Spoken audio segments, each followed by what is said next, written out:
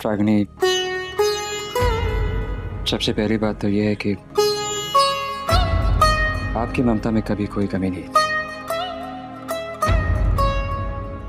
बल्कि आप तो एक बेमिसाल मां हैं। तमन्ना के लिए भी, खुशी के लिए भी। आज तक आपने उनकी परवरिश में कोई कमी नहीं आने दी, उन्हें सिर्फ प्यार दिया है, खूब सारा प्यार। और आज अगर ये दोनों लड़कियां नाखुश हैं तो इसका जिम्मेदार सिर्फ वो हालात हैं जो उनके इर्द गिर्द हैं। रागिनी, ये दोनों सिर्फ अभी बच्चियां हैं, उन्हें अपने अच्छे बुरे का बिल्कुल ख्याल नहीं, इसलिए आप दिल मत छोटा करिए प्लीज। रागिनी, मैं आपको यकीन दिलाता हूं कि एक दिन आएगा जब वो आपके प्यार की कद्र करेंगी और उन्हें फख्र महसूस होगा अपनी खुशकिस्मती पर कि उन्हें आप जैसी मां मिली। लेकिन आज जो खुशी और तमन्ना ने मम्मी जी से कहा, उससे तो उनका हौसला और भी बढ़ गया होगा ना। अब मैं किस मुंह से उनसे कहूंगी कि मैं अपनी दोनों बच्चियों का ख्याल रख सकती हूँ। अब तो मम्मी जी जिया जी की शादी करवा कर ही रहेंगी और मैं कुछ नहीं कर पाऊंगी, कुछ भी नहीं। रागिनी, कई बार ऐसी बातें होती हैं जो जिन पे हमारा कोई बस नहीं होता, मगर हम कोशिश तो कर सकते हैं। गलत हो रहा है, लेकिन गलत के खिलाफ हम लड़ें, और इस लड़ाई में मैं आपके साथ।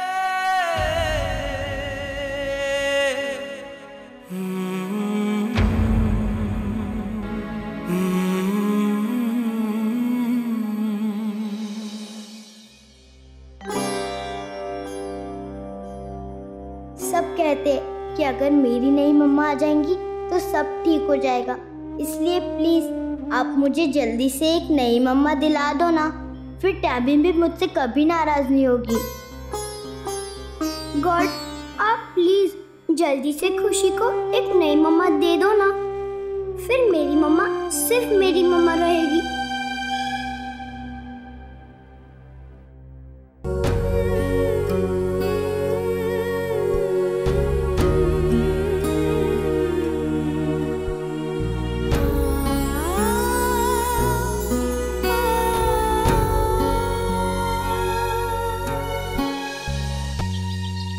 वसुंधरा जी पर तो आलेख बाबू की शादी की धुन सवार है, चाहे कोई कितना ही समझाए उन्हें, लेकिन वो तो शादी करने पर अड़ी हुई।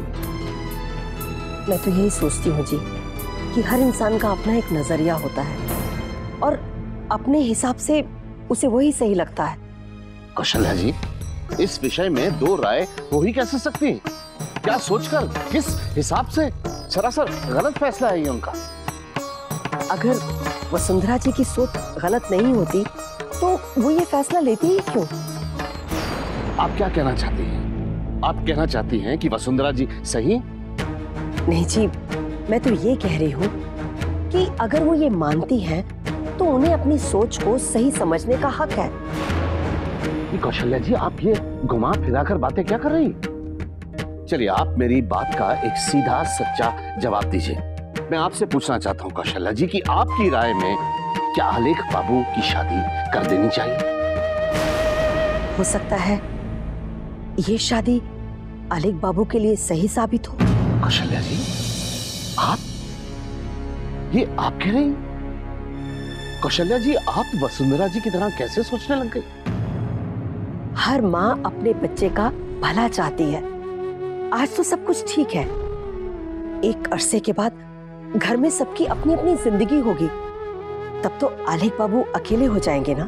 कोई कब तक अकेला रहेगा जी? कल को खुशी की भी शादी हो जाएगी, वो विदा हो जाएगी, कोई तो सहारा चाहिए ना आलेख बाबू के लिए। हाँ, लेकिन कौशल्या जी, इस बात का क्या भरोसा कि वो आलेख बाबू के लिए एक सही जीवन साथी साबित होगी?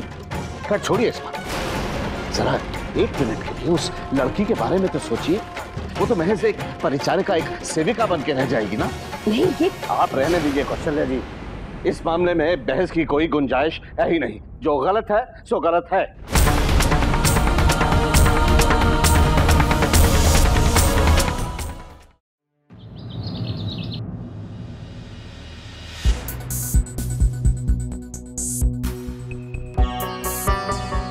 बैठो बैठो। आई एम सॉरी, मुझे थोड़ी देर हो गई। वो चेयरमैन साहब नए प्रोजेक्ट को लेकर बात कर रहे थे। साक्षी, एक्चुअली मैंने तुम्हें एक जरूरी बात करने के लिए बुलाया था। जी सर, आपकी वाइफ की बीमारी के बारे में। साक्षी, मेरी वाइफ बीमार नहीं है।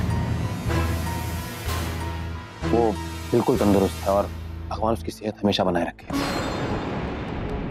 मैं अपनी पत्नी को बहुत प्यार करता हूं। साक्षी, तुम मेरे लिए एक छोटी बहन की तरह हो। मैंने हमेशा तुम्हें इसी नजर से देखा है। जी सर। और मैं ये भी जानता हूं कि ऑफिस में तुमसे कुछ उल्टी सीधी बातें कही गई हैं मेरी पत्नी की बीमारी को लेकर। इस वजह से तुम्हें जो तकलीफ हुई है उसके लिए मैं माफी चाहता हूं। इसलिए इन सब बातों पर गौर करने के बाद मैंने ये फैसला लिया है कि मैं अपनी पुरानी सेक्रेटरी को वापस बुलाऊंगा। क्या? तुम घबराओ मत, मैं तुम्हें बहुत अच्छा रिकमेंडेशन लेटर दूंगा जिससे तुम्हें नौकरी पाने में आसानी होगी। लेकिन सर। साक्षी, समझने की कोशिश करो। ऑफिस में इस तरह का इश्यू हो जाए तो मुझे स्ट्रिक्ट एक्शन लेना ही पड़ेगा और मेरे लिए, तुम्हारे लिए और इस कंपनी के लिए यही बेहतर रहेगा। साक्षी, तुम अगर इस कंपनी में काम करोगी तो दोबारा कोई तुम्हें बहकाने की कोशिश कर सकता है। ये जॉब मेरे लिए। साक्षी, मैं समझता हूं। साक्षी, तुम्हारी जगह मेरी छोटी बहन भी होती तब भी मैं यही फैसला लेता। इसलिए तुमसे रिक्वेस्ट है कि अब कुछ और मत कहना, क्योंकि मैं अपना फैसला बदलूंगा नहीं।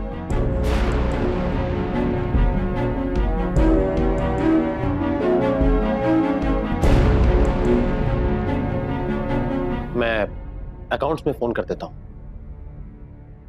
वो तुम्हें 3 महीने की सैलरी एज ए कॉम्पनसेशन दे देंगे। Good luck.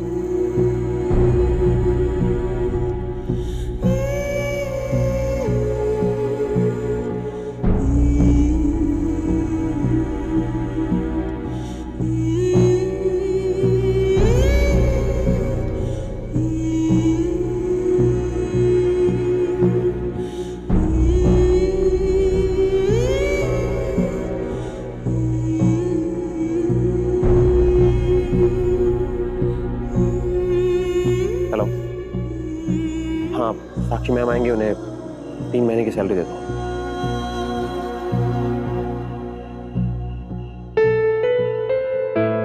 आलेख,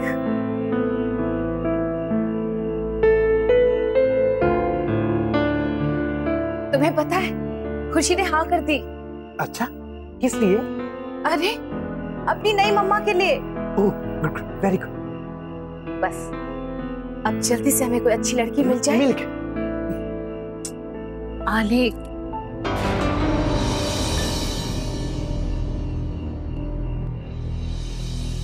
कौन है आलेख? मम्मा, ये वही लड़की है जिसने मेरी हेल्प की थी। उसने सड़क पे ना गाड़ी मुझसे टकराने वाली थी और इससे मुझे बचा लिया। बहुत अच्छी लड़की है ये। और टैमी और खुशी के स्कूल में भी तो ये मुझे छोड़ के आई थी। उस दिन जब वो प्ले था ना उनका, उस दिन मुझे ना इसको थैंक यू कहना है। नहीं आलेख, हम इसलिए पूछ रहे हैं क्योंकि ये बहुत जानी पहचानी सी लग रही है। हमने इसे कहीं देखा है। मम्मा, आप इसे जानती हैं? कौन है मम्मा, ये बताओ ना, क्या नाम है इसका? हमें याद नहीं आ रहा है आलेख। मम्मा, अच्छे से याद करो ना। मुझे ना इससे मिलना है। थैंक यू कहना ना इसे। प्लीज मम्मा, अच्छे से सोच के याद करो। हम पूरी कोशिश करेंगे और इसे ढूंढ निकालेंगे।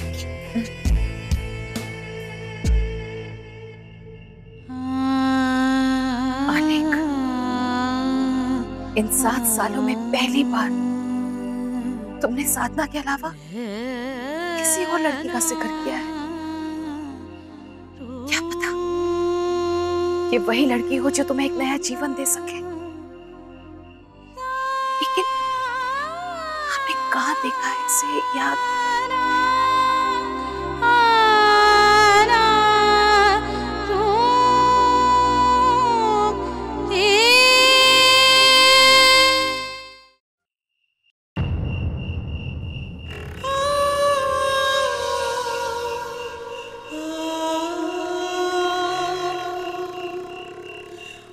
बेटा तुम्हारा पूरा नाम क्या है? उनका नाम शास्त्री है। तुम जाओ बेटा। एक अनाथ को अपना पूरा नाम कहाँ से मिलेगा? बेचारी।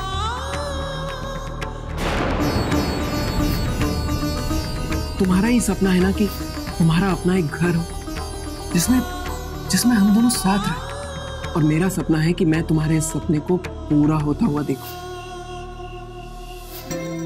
अब हम अपना एक मकान खरीदेंगे, एक प्यारा सा घर होगा हमारा, सिर्फ मेरा और तरुण का, हमारा एक छोटा सा घर। इन सब बातों पर गौर करने के बाद मैंने ये फैसला लिया है कि मैं अपनी पुरानी सेक्रेटरी को वापस बुलाऊंगा। हे भगवान, अब मैं तरुण से क्या कहूंगी? वो तो टूट ही जाएगा। कैसे भरेंगे हम अपने घर की पहली किश्त? सारे सपने टूटते हुए नजर आ रहे, सब कुछ खत्म हो गया, सब कुछ।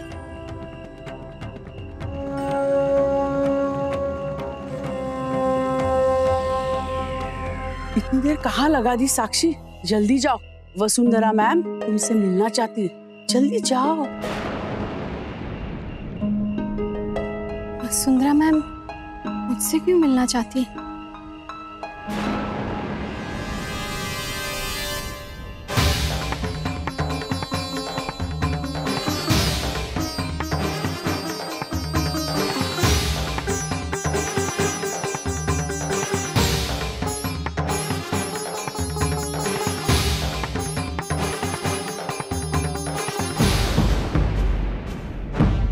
मम्मा मैंने आपसे कहा था ना कि साधना आ जाएगी। हाँ देखो साधना आ गई।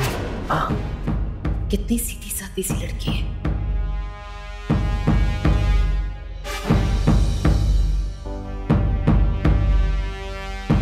साक्षी,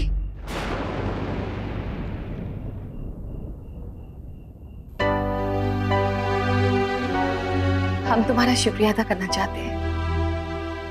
थैंक यू सो मच। जी शुक्रिया। वो उस दिन अगर तुम वक्त पर नहीं आती तो पता नहीं क्या हाल होता हमारे बेटे का। आपके बेटे? हाँ, हमारा बेटा आलेख। उस दिन रास्ते में वो कार से टकराने वाला था और फिर तुमने उसे सेंट मार्टिन स्कूल तक पहुंचाया, याद आया?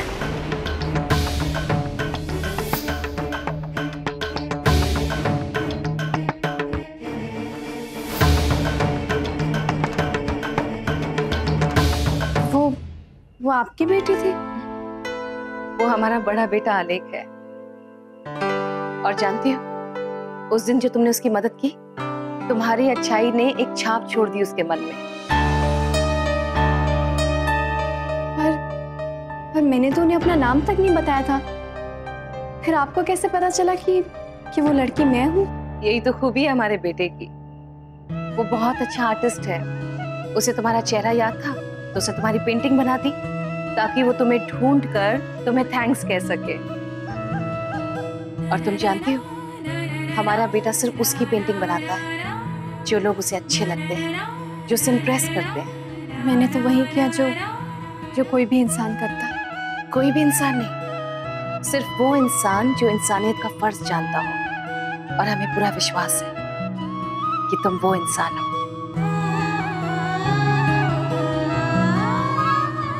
तुम्हें पता है, आलेख की पत्नी की मौत हुई थी एक बॉम्ब ब्लास्ट में।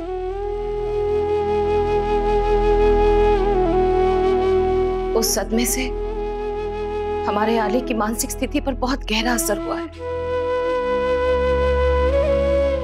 हमें बहुत फिक्र रहती है उसकी।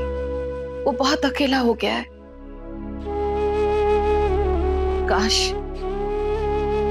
काश उसकी जिंदगी में कोई होता जो उसका साथ निभाता।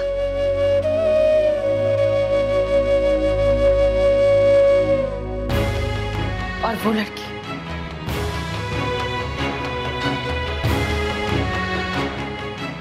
तुम हो।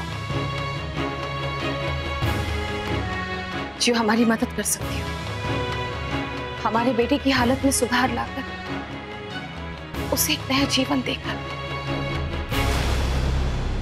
पर मेरी कुछ समझ में नहीं आ रहा है, मैं आपकी मदद कैसे कर सकती हूँ? आलेख से शादी करके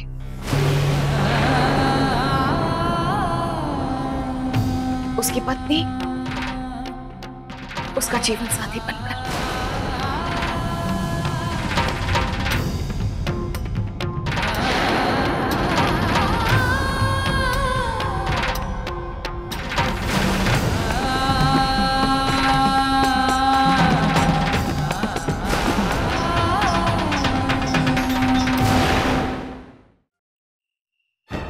हम समझ सकते हैं कि अचानक शादी की बात सुनकर तुम चौंक गई हो, लेकिन साक्षी, एक मां के नजरिए से सोचो। डॉक्टर ने कहा है कि हमारा आलेख फिर से नॉर्मल हो सकता है अगर वो अपनी पत्नी को भुला दे और एक नई जिंदगी की शुरुआत करे। वो बिल्कुल पहले जैसा हो सकता है और उसे मदद की जरूरत है साक्षी, और ये सिर्फ तुम कर सकती हो। उसे नया जीवन देकर जो उसका हक है। पर मैं तो हम समझ सकते हैं कि फैसला तुम्हारे लिए बहुत मुश्किल है,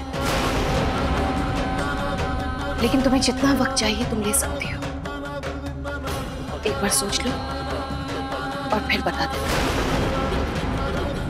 यहाँ हमारे साथ बैठो।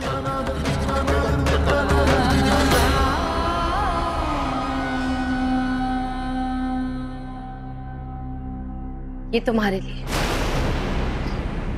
ये क्या है? ये हमारे बेटे आले की तरफ से एक थैंक यू का छोटा सा गिफ्ट, उसकी हेल्प करने के लिए।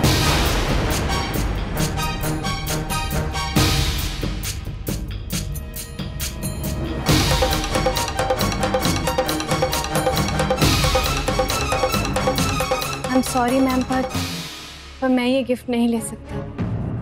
Then I'm also very sorry कि हम ये वापस नहीं ले सकते, क्योंकि अब ये तुम्हारा हो चुका है।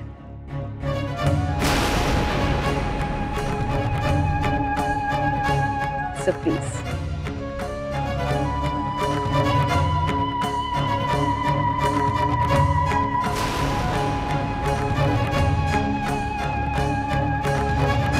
साक्षी,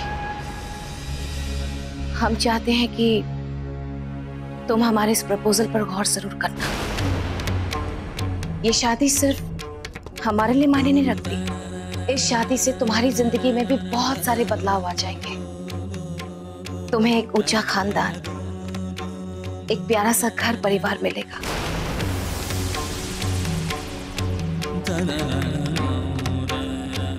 फिर तुम इस नारी निकेतन में रहने वाली एक अनाथ लड़की नहीं कहलाओगी, बल्कि तुम्हें राजवंश का नाम मिलेगा। समाज में एक बड़ी बहू का रुतबा और प्रॉपर्टी का शेयर भी मिलेगा। हम जानते हैं कि राजवंश बनने का मतलब क्या है, ये तुम अभी नहीं समझोगी। इसीलिए हम चाहते हैं कि तुम हमारे घर आओ। हम एक पार्टी देने वाले हैं इस संस्था की 5वीं सालगिरह पर, और तुम हमारी स्पेशल गेस्ट होगी। और वहां अगर तुम्हें सही लगे तो हम तुम्हारे और आले की एंगेजमेंट अनाउंस कर देंगे।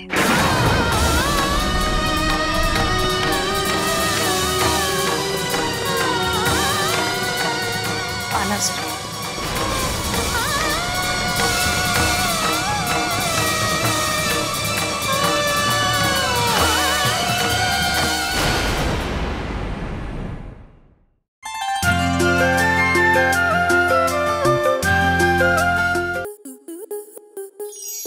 To enjoy more such amazing videos, subscribe to our YouTube channel.